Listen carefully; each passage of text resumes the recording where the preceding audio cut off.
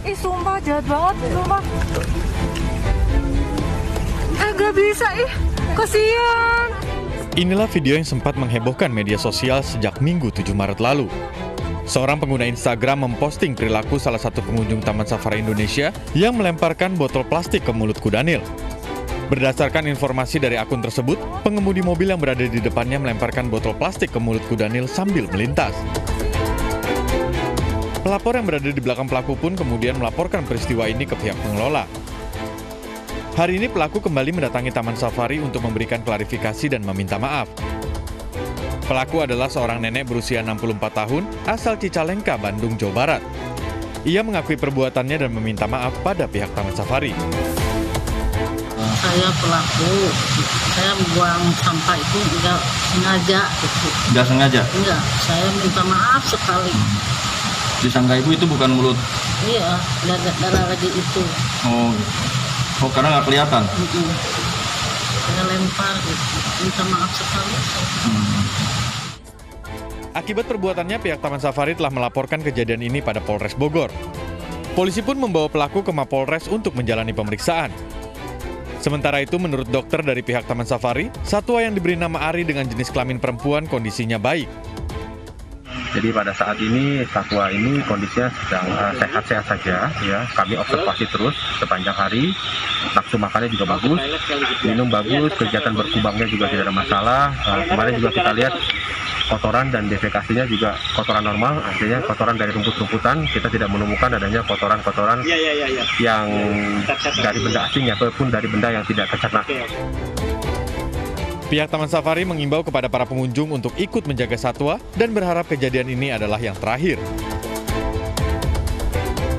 Dari Bogor, Jawa Barat, Wildan Hidayat, iNews melaporkan.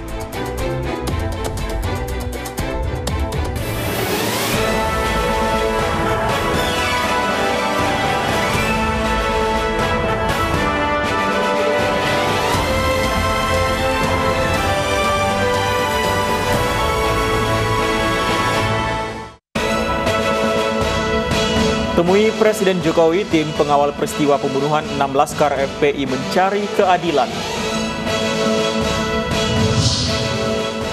Kisruh Partai Demokrat bergulir, kubu Muldoko klaim keabsahan kepengurusan.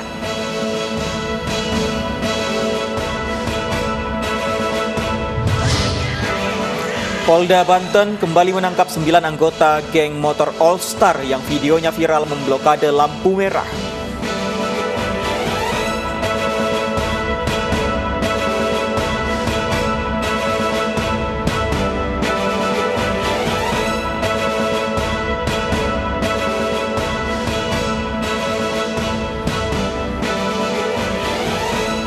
Selamat sore pemirsa, demikian tadi berita pilihan iNews sore yang akan menemani selama 2 jam ke depan. Bersama saya Stefani Patricia. Dan saya Fandi Hasib, kita awali iNews sore hari ini pemirsa dengan informasi saling klaim keabsahan kepengurusan Partai Demokrat. Setelah safari AHY kemarin, hari ini giliran kubu Muldoko yang tampil ke publik.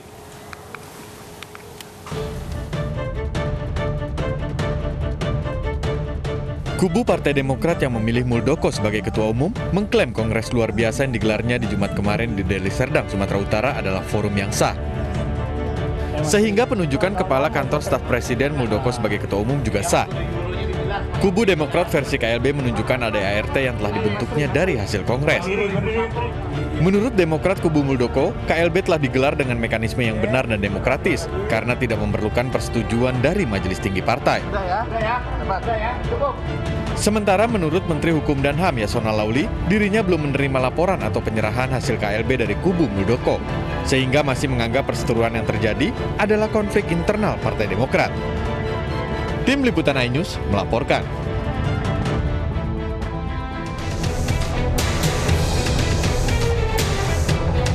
Kisruh Partai Demokrat terus bergulir menanggapi manuver Muldoko di Kongres luar biasa AHY tidak tinggal diam. Berbagai upaya dilakukan putra sulung SBY ini untuk mempertahankan legitimasinya sebagai ketua umum Partai Demokrat. Didampingi 34 ketua DPD, AHY membawa 5 kontainer yang berisi berkas otentik terkait gerakan pengambil alihan kepemimpinan Partai Demokrat serta ADART Partai Demokrat 2020 serta kepengurusan Partai Demokrat berdasarkan Kongres Partai pada Maret 2020. AHY meyakini Kemenkumham dapat bertindak objektif atas kemelut yang menimpa partainya. Apa yang terjadi di Deli Serdang tersebut tidak sah dan tentunya tidak memiliki kekuatan hukum apapun. Ini langkah-langkah yang kami tempuh. Kami punya hak dan tentunya terus mencari keadilan. Tapi saya memiliki keyakinan Kementerian Hukum dan HAM memiliki integritas dan juga bisa bertindak secara objektif menggunakan segala data, bukti dan fakta yang kami serahkan hari ini. Pihak Kemenkumham menerima dan akan menelaah dokumen yang diserahkan AHY. Ya, kami akan catat dan kemudian melakukan telaah dan lebih lanjut terhadap dokumen-dokumen yang diserahkan ini. Berapa lama ya? Kita akan pelajari. Ya. Usai dari Kemenkumham, AHY mendatangi Komisi Pemilihan Umum untuk audiensi kepengurusan sah Partai Demokrat. Safari AHY berlanjut di kantor Menko Polhukam Mahfud MD. Di sini AHY juga membahas masalah perebutan kedaulatan Partai Demokrat dalam KLB versi Sumatera Utara. Rangkaian langkah mencari dukungan ini sebagai bentuk respon atas hasil KLB Partai Demokrat di Deli Serdang, Sumatera Utara yang menetapkan Muldoko sebagai Ketua Umum secara aklamasi. Tim Liputan iNews melaporkan. Pemirsa, kita akan saksikan keterangan dari Kasat Jenderal Andika Perkasa terkait pemain voli Aprilia Menganang. Atau sering disebut Tahuna, begitu ya, Panglima Kodam ya. Dan kalau kita hari ini, kita tidak berbicara tahun 92, hari ini kita naik kapal itu kira-kira dari Manado 8 jam ya, kira-kira Pangdam ya, kira-kira 8 jam ke arah pulau ini. Jadi seseorang yang kemudian diberi nama Aprilia Menganang tidak seberuntung kita semua. Jadi saat dilahirkan, anak ini memiliki kelainan pada sistem reproduksinya yang dalam terminologi kesehatan disebut hipospadias. Sebetulnya kelainan pada sistem reproduksi laki-laki ini atau hipospadias ini cukup sering terjadi. Jadi bahkan menempati peringkat kedua dari jumlah kasus yang biasa terjadi untuk kelahiran bayi laki-laki. Jadi menurut data saat ini, di setiap 250 bayi laki-laki yang lahir, itu ada satu yang mengalami kelainan atau hipospadias. Atau 4 orang dalam 1000, setiap 1000 kelahiran bayi laki-laki. Jadi secara hipotetis, kalau Indonesia memiliki jumlah penduduk 270 juta jiwa, maka di Indonesia ini ada hipotetis ya, ada sekitar 1.080.000 anak laki-laki yang lahir dengan kelainan pada sistem reproduksinya. Kebetulan ayah dari anak ini yang bernama Bapak Akip, nanti akan saya tampilkan, Bapak Akip Menganang. Ini pekerjaannya adalah buruh perkebunan. Kemudian ibunya yang bernama Ibu Suryati itu juga pekerjaannya waktu itu sebagai asisten rumah tangga. Kemudian ayah dari anak ini, Bapak Akip tadi, pendidikannya juga hanya lulus sekolah dasar. Kemudian ibu dari anak ini kebetulan tidak menyelesaikan sekolah dasarnya. Jadi pada saat dilahirkan anak ini, yang membantu persalinan adalah paramedis. Jadi paramedis di rumahnya, sehingga yang terjadi kemudian karena anak ini lahir dengan kelainan sistem reproduksinya dan kebetulan masuk di kategori 10% yang kasusnya serius. Jadi hipospadias ini mayoritas atau 90% itu tidak serius, sedangkan yang 10% atau lebih jarang terjadi serius. Nah, inilah yang kemungkinan membuat para medis maupun orang tua saat kelahiran anak ini melihat hanya secara fisik bahwa anak ini, anak yang dilahirkan adalah anak perempuan.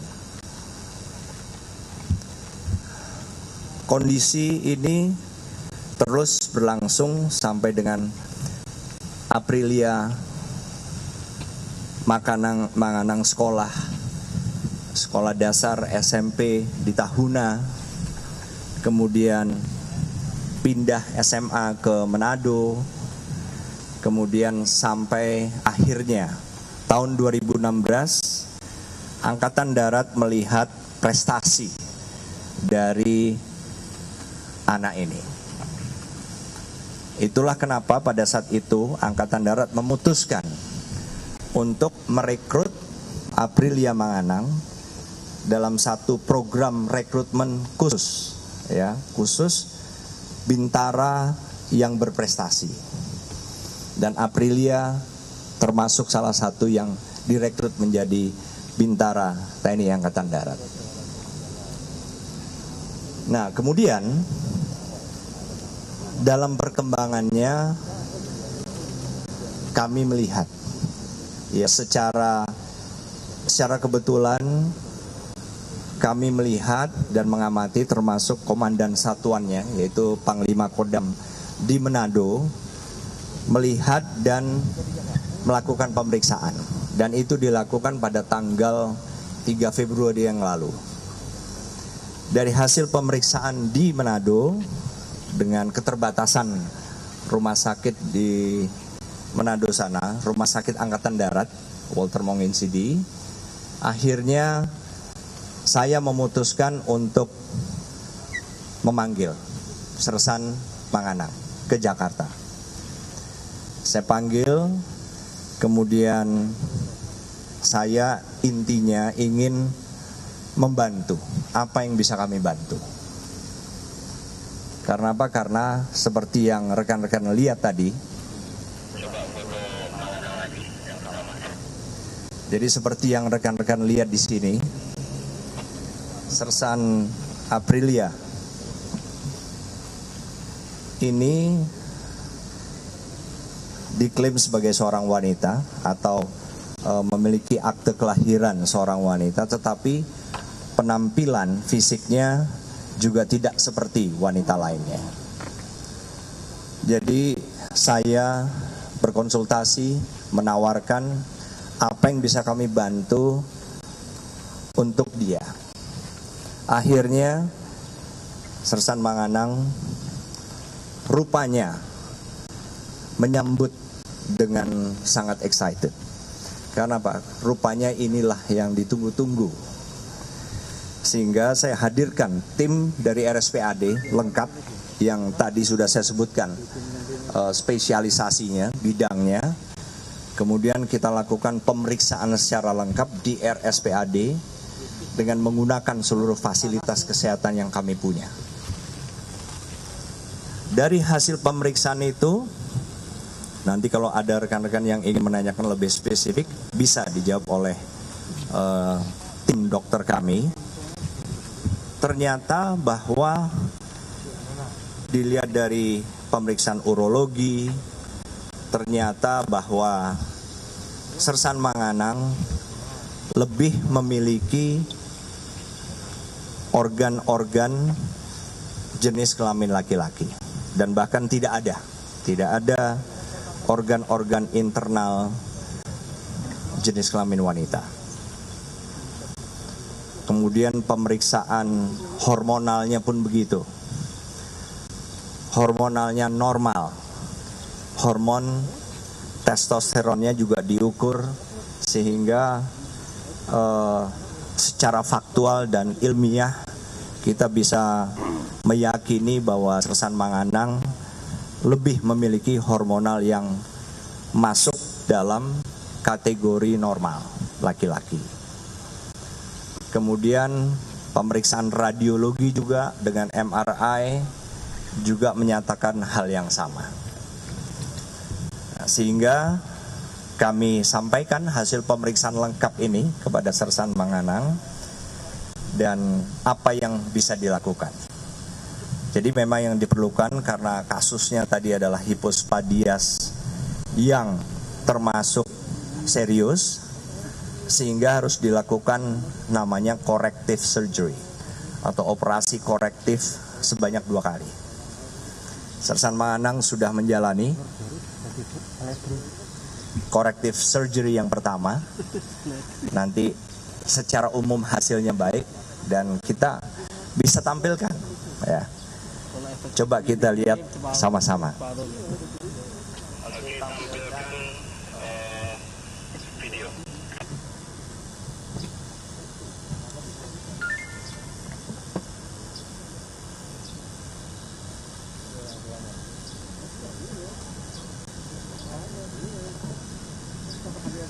Jadi saat ini Sersan Manganang yang di tengah, dia masih dalam proses recovery.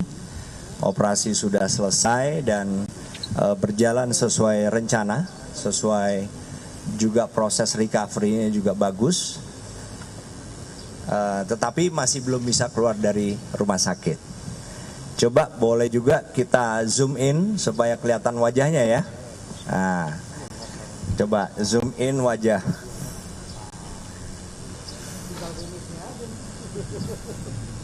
Kasih tangan. Coba dikasih tangan boleh. Manganang. Disapa ya. Oke, terima kasih. Kemudian kita sekarang tunjukkan juga kedua orang tua yang juga coba boleh di zoom in. Kedua orang tua ini adalah Bapak Akip Manganang yang di sebelah kanan dan Ibu Suryati, ibu dari Sersan Manganang. Nah, didampingi di sebelah kanannya, kalau dari kita melihat ke Videotron di sebelah kirinya, di situ didampingi karena kita ingin Sersan Manganang punya punya tekad yang kuat, punya semangat. Ada istri saya di situ di sebelah kiri dan di Mami bisa ini Mam kasih tangan.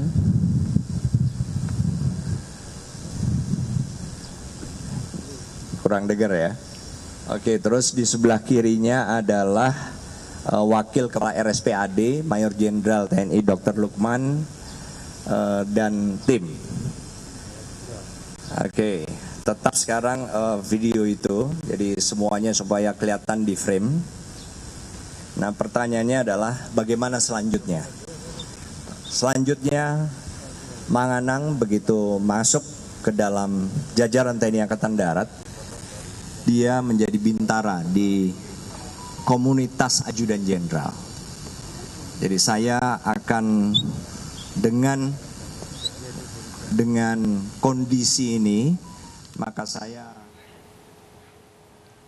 Ya, itu tadi konfirmasi atau klarifikasi dari Kasat terkait dengan identitas dari Aprilia Manganang yang dinyatakan oleh Kasat bahwa lebih kepada secara biologis atau hormonal, ini adalah laki-laki sehingga tadi baru saja menjalani corrective search atau operasi untuk mengubah identitas menjadi seorang pria. Dan usai jeda kami kembali dengan informasi dipicu dendam pada orang tua korban, seorang bocah di Pamekasan, Jawa Timur tewas dibunuh. iNews sore kembali dengan informasi selengkapnya sesaat lagi.